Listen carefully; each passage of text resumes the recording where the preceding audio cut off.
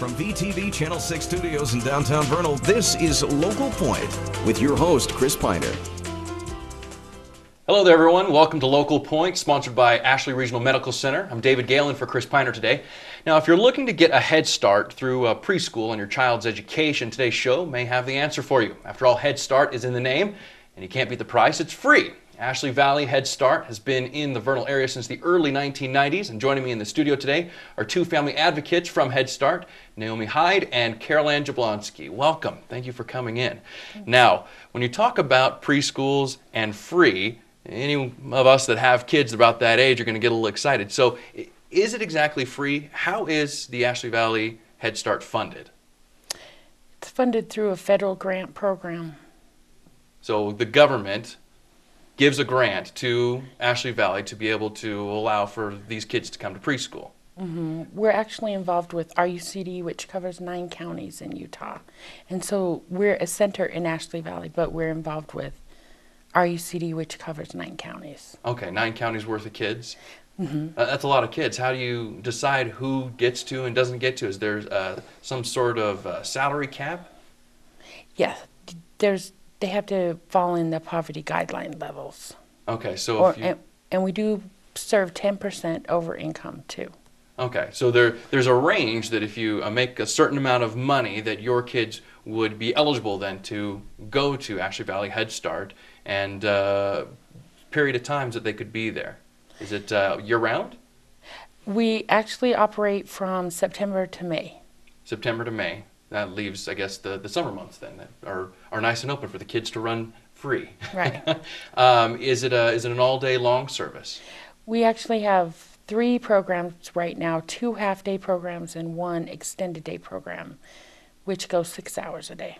And what are the ages of the children who could attend? They have to be 3 by the 1st of September of the program year and not 5. So 3 and 4-year-olds. 3 and 4-year-olds. How many kids do you have at any given time in one of these programs? There's 18 to 20 in each classroom. And how many classrooms are there? There's 3.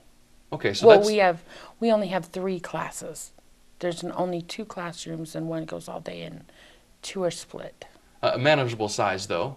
How many are you the teachers of the class, the caretakers? No, we actually do family-oriented. We offer health services. Each one of the kids have to have a dental and a physical. We do vision, lead screening.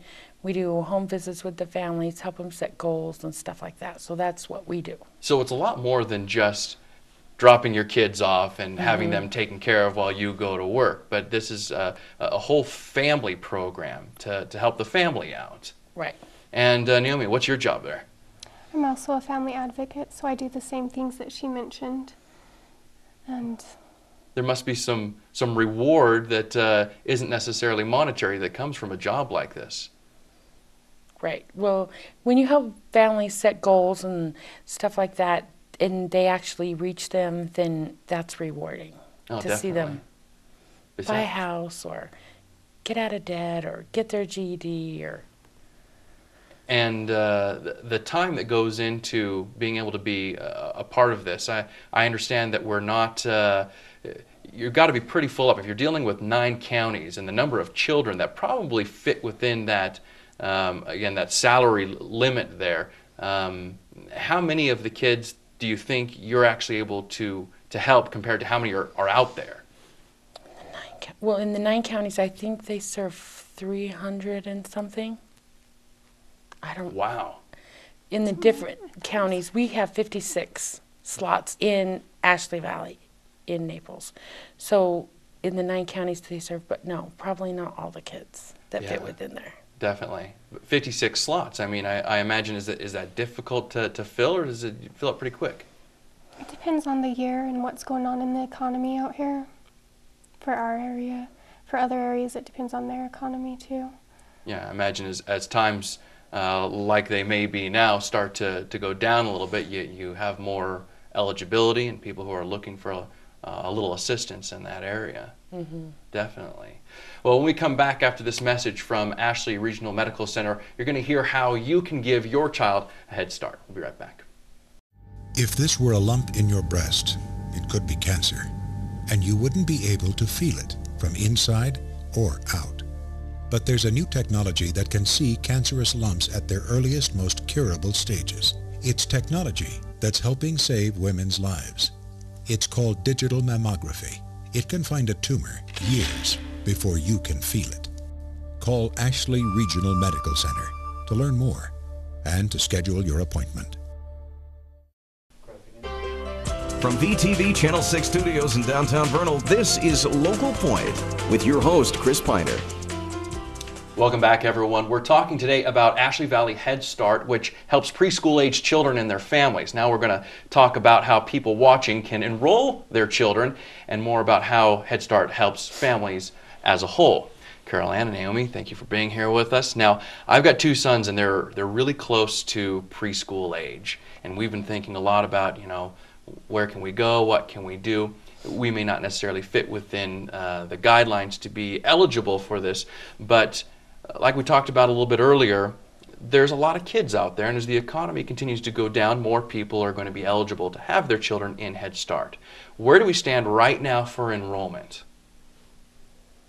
Right now we're full, but that doesn't mean we won't have an open slot come open.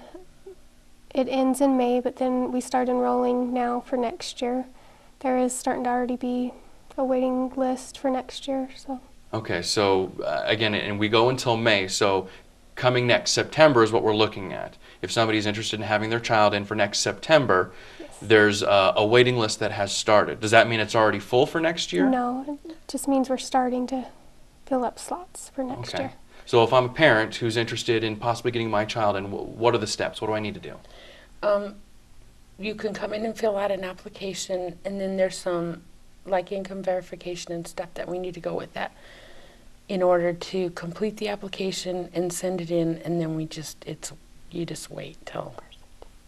Wait to find out. And they need to bring in their birth certificate and immunization records with that as well when they come in to fill out the application. Okay, so birth certificate, immunization records, make sure, is there a certain time as far as by a certain month I want to make sure that I've been there and done this? Sooner the better? Sooner the better. I imagine you're probably already filling up if you have a waiting list. When do you usually find out whether or not you are deemed eligible? They usually start accepting the first wave of kids in July and then in August. And just because they didn't fill out an application first, they go by the need, the highest need. And so just because you filled out the application first doesn't mean that you'll be in there first. They go by need. So they leave a certain amount open for if there's more people come in. But you usually know by July, August, early September. Now there is a little bit of responsibility on the parents or the caregivers half in order to participate, because I understand that the government doesn't necessarily just hand you buckets full of money, but there's some prerequisites, some requirements of the parents. What are some of those? Well, for every dollar the federal government gives us, they ask that we get an in-kind donation of 25 cents, and they do require that we record that, and so it's a matching type grant, and that's done by parents participating in the program too. They need to come and volunteer. They are the first teacher of their child, so when they teach their children things, they write it down and it counts as the in-kind donation part. And I'd like to talk a little bit more about that, because your Head Start program isn't just for those 3- and 4-year-olds. You have a lot that occurs that helps the entire family. Of course, having the parents come in themselves and volunteer, allowing them to give some service is great, but what are some of the other things that we've talked about here? We do health screenings. They have to have a dental and a physical, and Head Start helps with that. We do vision screenings, lead screenings. We also do home visits and go into the families' homes, just because that's usually a more comfortable environment. If they want to tell us what they may need help with, then we can help them with whatever needs they may have. Even if it's something simple like clothes or food, we can help them get resources for that. That's great. It's an entire building the family structure up and helping them, especially during tough times like we're hitting right now. So again, interested parents, kids, how do they contact you? Do we have phone numbers, websites? We actually have a phone number, 789-4666, or they can come to the center. We're open Monday through Friday from 9 to 4, and it's 1710 East, 1900 South in Naples. Okay, I got to think about that. 1900 South, 1710 East. Just below Naples Elementary. That works better for me. I'm a lot better when it comes to, by the 7-Eleven or over here, over there. Well, Carol Ann and Naomi, thank you very much for coming in. It's been great to having you here. And hopefully, again, if you have any questions, you can get a hold of either one of these wonderful ladies. You can watch this episode and other VTV programs at our website. That's vernal.tv. Thanks for watching, everyone. We'll see you next time.